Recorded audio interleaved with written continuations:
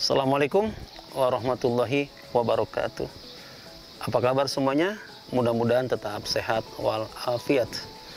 Ingat, jangan lupa tetap menjaga protokol kesehatan.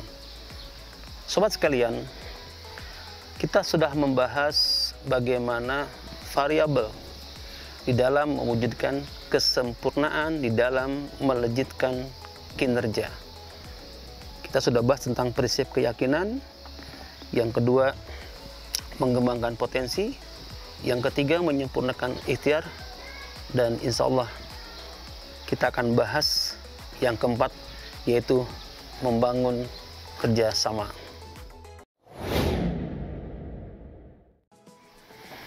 Bicara tentang membangun kerjasama, coba kita nukil apa yang disampaikan oleh Henry Ford. Dia adalah pemilik Ford Motor Company. Henry mengatakan bahwa berkumpul adalah permulaan. Mempertahankan kebersamaan merupakan kemajuan. Bekerja sama adalah kesuksesan. Jadi dari bekerja sama, bukan sama-sama bekerja ya, tapi bekerja sama itu akan menghasilkan kesuksesan. Berbicara kerjasama, ada dua hal yang ingin dibahas pada kesempatan saat ini. Yang pertama adalah memahami posisi diri. Dan yang kedua adalah memahami gaya berkomunikasi.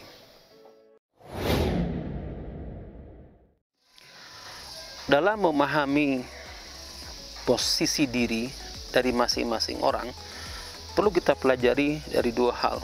Pertama, misi dan motif orang itu bekerja. Ada hal yang menarik yang bisa menjadi pelajaran bagi kita bersama. Bill Gates adalah orang yang untuk ukuran dunia yang paling kaya saat ini. Ketika dia menerima karyawannya, apabila misi karyawan itu sama dengan visi perusahaannya, 85% bisa dipastikan orang itu diterima kerja di tempat perusahaan dia. Sobat sekalian, itu bicara misi. Misi harus inline dengan visi perusahaan. Sekarang kita lihat bagaimana motif orang dalam bekerja. Satu, afiliasi. Kelompok yang pertama ini adalah hanya sekedar mencari aman, tidak punya kontribusi, ya, tidak memberikan rasa nyaman juga bagi orang lain. Bahkan orang tipe pertama ini, yang afiliasi ini adalah cenderung pasif, tidak punya kontribusi. Itu yang pertama. Yang kedua adalah motifnya partisipasi. Apa partisipasi ini? Dia punya toleransi yang lumayan bagus, ya. Tapi bergabung dengan perusahaan itu sifatnya hanya basa-basi, kurang serius, ya. Karena sifatnya hanya partisipasi, ya. Bagaimana dengan kontribusi dari orang ini? Jangan terlalu banyak berharap, karena niat orang ini bukan untuk memberikan prestasi yang terbaik. Yang ketiga, yang disebut dengan adaptasi. Yang ketiga ini, apa adaptasi itu? Dia hanya ingin berbaur dan berbagi. Perhatikan, hanya berbaur dan berbagi. Ya, dia menyelesaikan diri dan dia mengikuti aturan yang ada. Ya, dia ini sudah bagus. Ya, orang yang beradaptasi ini sudah bagus dibandingkan dengan afiliasi dengan partisipasi. Ya, adaptasi ini jauh lebih bagus. Ya, itu yang ketiga. Yang keempat adalah kontribusi. Apa kontribusi ini? Orangnya kondusif, ya, memberikan manfaat bagi orang banyak. Yang ketiga, mau berbagi. Ya, saya sering menyampaikan kalau orang yang selalu ingin berkontribusi adalah selalu terbuka. Bahkan dia siap membantu orang lain. Ini namanya kontribusi. Dan yang kelima, mencari posisi. Tipe yang kelima ini menurut kami sangat berbahaya. Kenapa? Satu, orang ini tipenya selalu menghalalkan berbagai cara agar posisi dia bagus. Yang kedua, bisa jadi politik belah bambu dipergunakan oleh orang ini. Ke atas, menyanjung, memuji, memberikan laporan yang seolah baik, ya, pembicaraan pun baik dan sebagainya. Tetapi ketika berhadapan dengan anak buah atau staf yang di bawahnya, dia diinjak-injak, tanda kutip, orang itu mentolimi.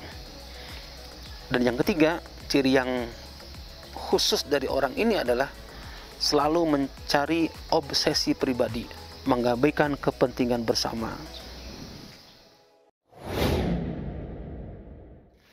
Baik, dalam membangun kerjasama harus hadir motivasi diri. Ada pepatah Inggris yang lazim dipergunakan. You can bring a cow to the river, but you can't force it to drink.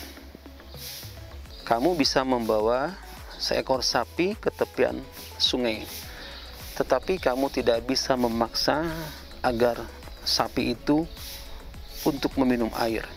Artinya apa? Motivasi itu harus datang dari diri sendiri.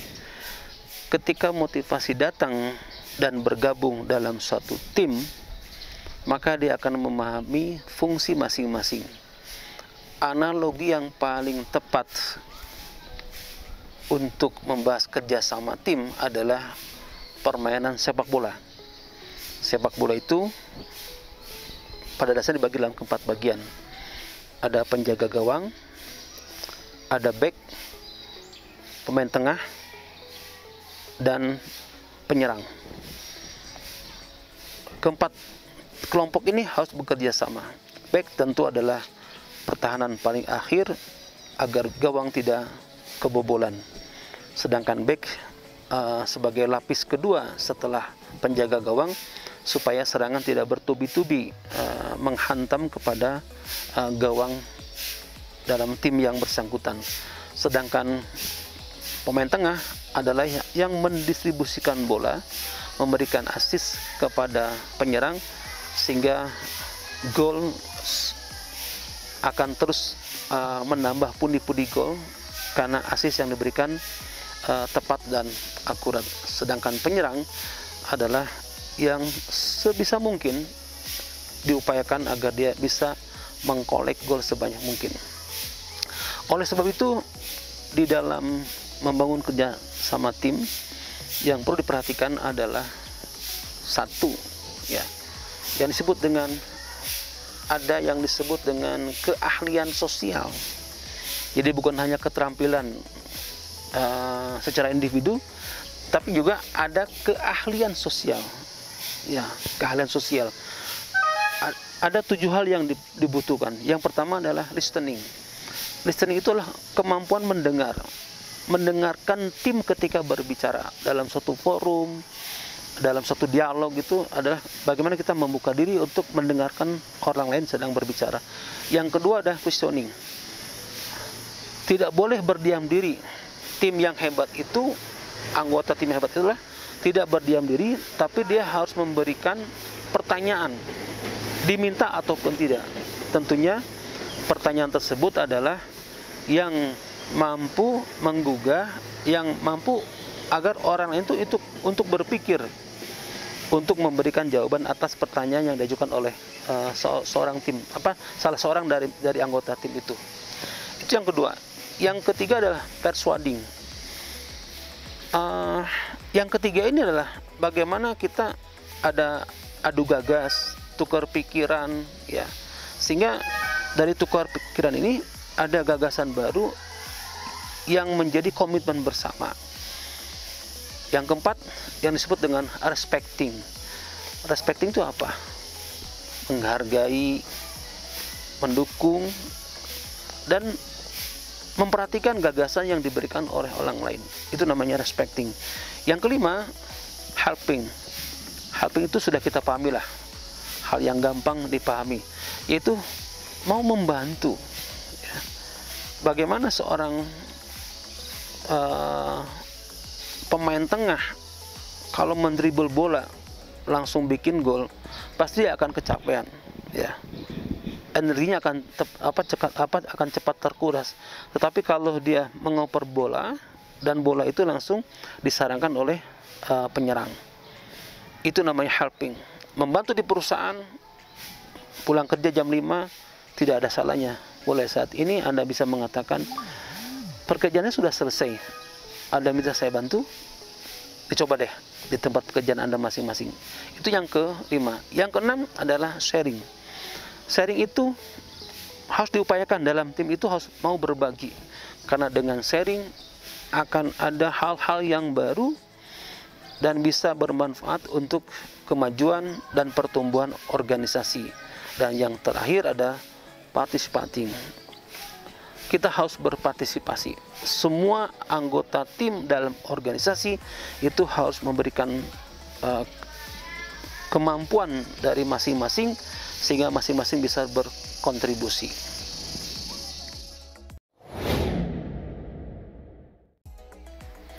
Baik, kalau masing-masing diri dalam organisasi memahami posisi masing-masing, bisa dipastikan bahwa organisasi itu akan punya kinerja yang sangat luar biasa.